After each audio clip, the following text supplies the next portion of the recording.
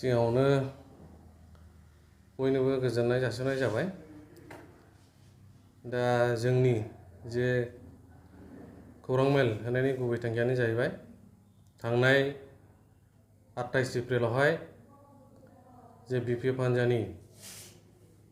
मोनसे food rally जानानै थांदों नैबे बुरासारा प्राइमारिनि सिङाव थानाय आर'नाइ गेलेग्रा फोथारावहाय। दा बे फुड रेलिनि गेजेरजोंहाय बिथांमोननि जे मिटिं जानानै थांदोंमोन, बे मिटिंनि गेजेरजोंहाय बिथांमोना जोंनि बुरासारा प्राइमारिनि सिङाव थानाय माखासे गामिनिफ्राय जे गावसिनि पार्टियावहाय जइन जादों होननायखौ जोङो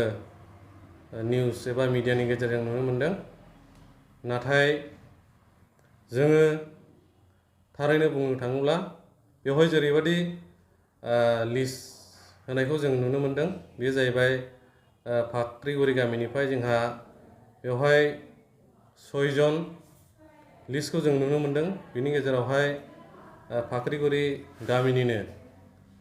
गामिगोरा हेडमेन बिथांखौ जोङो नुनो मोनदों आरो बेजों लोगोसे 7 बिथांजोंहाय जइन जादों होननायखौ जोङो नुनो मोनदों। बेजों लोगोसे मोनसे गुबुन गामिनि लालासर गामिनि आदिबासि कमिउनिटिनिफ्राय सासे जोङो जइन जानाय बे खौरांखौ मोनदों। दा बिनि गेजेरावहाय जोङो नायनानै नुनो मोनबाय, जेरै फाख्रिगुरि गामिनिफ्राय जेरै हेडमेना जेरैबायदि जइन जादों होननानै जों खोनानो मोनदों, नाथाय जे फाख्रिगुरि गामिनि हेडमेन आदै नीलेश्वर बसुमतारी बिथाङा सिगां समनिफ्रायनो एबा BPFआ दाजाजेननायनिफ्रायनो बिथाङा BPFजों फुल सापर्टै थाबोनायखौ जों नुनो मोनदों। आरो बिथाङा बावैसो सिगां जे MLA बाइ इलेक्सन जादोंमोन, बिनि एसे सिगांसो बिथाङा UPPLआव जइन जादोंमोन, बेखौ जों नुनो मोनदों। नाथाय बिथाङा दायो आरोबाव BPFआव जइन जाफिनदों, बेखौ जोङो नुनो मोनदों। जोङो बेयावनो हमनो हाबाय बिथाङा खुनु स्थिति बिथांनाव गैया आरोखि। UPPLआव थांलाय आरो BPFआव थांबाय, बिदिखौ जों नुनो मोनदों। जोङो बिथांनि सायाव फोथायनाय गैखायामोन। बिथाङा जोंनाव जइन जादोंब्लाबो बिथाङा जोंनि जे पार्टिनि आदर्शखौ मानिनानै सोलिगोन बेखौ जों आसा खालामाखैमोन। आरो जाय बिथांमोनहा बेवहाय जेरैबायदि मुं होजादों, जेरै जयन्त नार्जारी, चक्रदीप मुसाहारी, प्रपेन बसुमतारी, सुरज औवारी, सरन नार्जारी, गासै मोनसे गामिनिफ्रायनो जोङो 6 जन जानायखौ नुनो मोनदों आरोखि। दा बिथांमोनखौ जोङो मा होनबावनो, बिथांमोनाबो फुललि BPF सापर्टारखा होननानै जोङो बिथांमोनखौ सिगांनिफ्रायनो मिथिखायो। मानो होनोब्ला बिथांमोना मालाबा समावहाय UPPLआव जइन जायो, मालाबा समाव BPFआव जइन जायो, खुनु स्थिति गैया आरो बिथांमोनाबो। दिनै जोङो UPPLआ जुदि मोनसे सुबुं गोमा लिङोबा बिथांमोना UPPLआवबो जइन जागोन, बेखौ जोङो डाइरेक्टलि होननो हायो। मानो होनोब्ला बिथांमोना ओरैबा ओरै ओरैबा ओरै आरोखि। दा नैबेवहाय जोङो लालासर गामिनिफ्राय जे सनातन मुर्मु होननाय बिथांमोना जइन जादों होननानै बुंदों, जोंबो मिडियाआव नुदों। नाथाय बिथाङा UPPLनि सासे मेम्बारमोन सिगां समाव, नाथाय बिथाङा जोंनि UPPLनि माखासे निति आदर्श बेफोरखौ मानिनि थाखाय जोङो बिथांखौ मेम्बारशिपनिफ्राय बिथांखौ दाननाय जादों आरोखि। दा बिथाङा दानजानायखौ दुखु मोननानै एबा जोंनि UPPLनि आदर्शखौ मानिखाय जों दानदों आरो दानजानायजों लोगोसे बिथाङा जोंनि मावथिफोरजोंहाय मोखां हाया हाया जादों आरो बिथाङा जेबो राहा गैयैखाय दा बिथांखौ जोङो BPFआव थांदों होननानै खोनादों आरो नुदोंबो। नाथाय बिथांमोननि जे थांनाय एबा BPFआव जइन जानाय, बे जइन जानाया जोंनि UPPL पार्टियाव जेबो गोहोम खोख्लैनो हानाय नङा, बेखौ जोङो फोथायनाय दं। आरो जोंनि पार्टिया जेरैबायदि दा मजबुत सोलिगासिनो दङ जोङो बिदिनो सोलिलांबाय थागोन जों बेखौ मिथिगौ मानोना थांनाय सराइबिल समबाय समस्थियाव समबायनि इलेक्सन जानानै थांदों बेवहाय जोङो जेरैबायदि आसा खालामदोंमोन बिनिख्रुइ जों बांसिन 100% जोङो देरहानायखौ जों मोननो हादों BPFनिफ्राय बेवहाय सासेबो देरहायाखैखौ जोङो मोननो हादों मानो होनोब्ला बिथांमोना जेरैबायदि भट मोनदों बिनिख्रुइ जोङो डाबल मोननानै जों देरहादों बेयावनो जोङो बुजिनो हाबाय UPPखौ फुल सापर्टआव दं आरो दा BPFनिखौ जों नायब्ला नुनो मोनो BPFना जाहैबाय गावसिनि जे लिडारफोर बिसोरखौ मारै सेटिसफाइ खालामनो हानो गावसिनि मानसिखौनो मारै जइन खालामनानै बिथांमोननो दिन्थिनो हानो बेबादिखौ लानानै बिथांमोना खामानि मावगासिनो दं आरो दा आंनि बुंनाया बेनो रायजो राजाफ्रा जोंना पार्टिनि मानसिफ्रा रावबो अधैर्य एबा गुबुन साननांगौ जेबो गैया मानो होनोब्ला जोंनि पार्टियानो एबा UPPआनो जोंना मजबुत पार्टी बिटिआरआवहाय आरो जोङो सरकारखौ गाहाम सालायलांगोन बेखौ जोङो फोथायनाय दं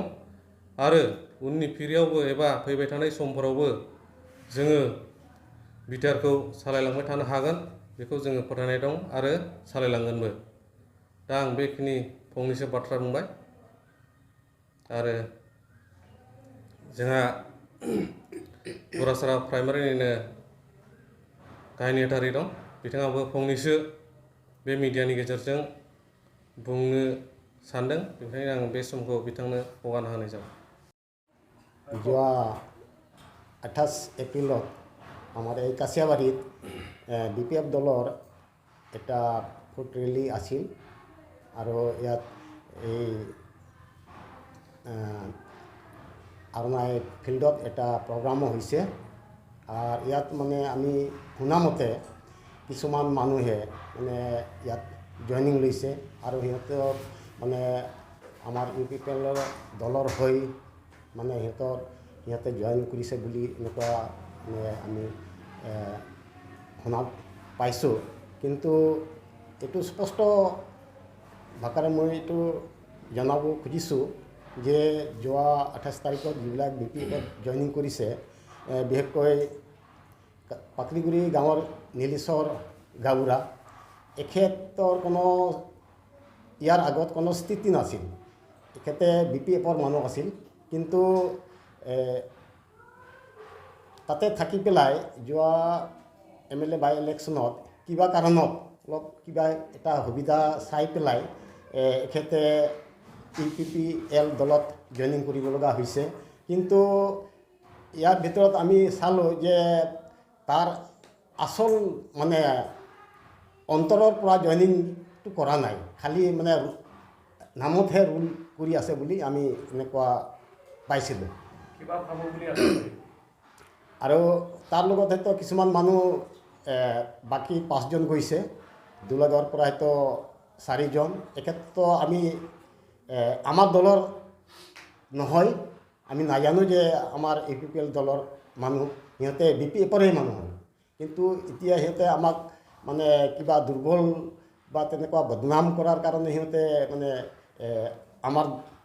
UPPL নাম লৈ পেলাই সিহঁতে BPFত জইনিং কৰিছে কিন্তু ক্লিয়াৰ ফিকশ্যন এইটোই যে সিহঁতে আচলতে আমাৰ দলৰ নহয় BPFৰ মানুহ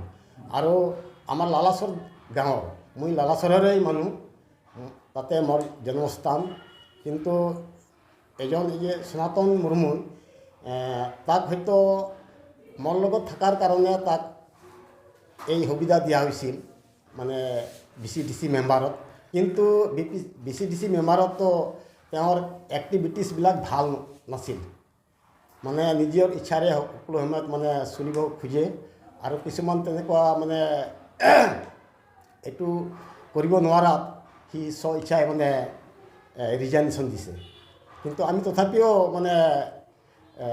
তাক অনুৰোধ কৰিছিলোঁ যে নিজৰ স্বাৰ্থটো মানে পূৰণৰ খাতিৰত বা তেনেকুৱা স্বাৰ্থলোভী মানুহ মানে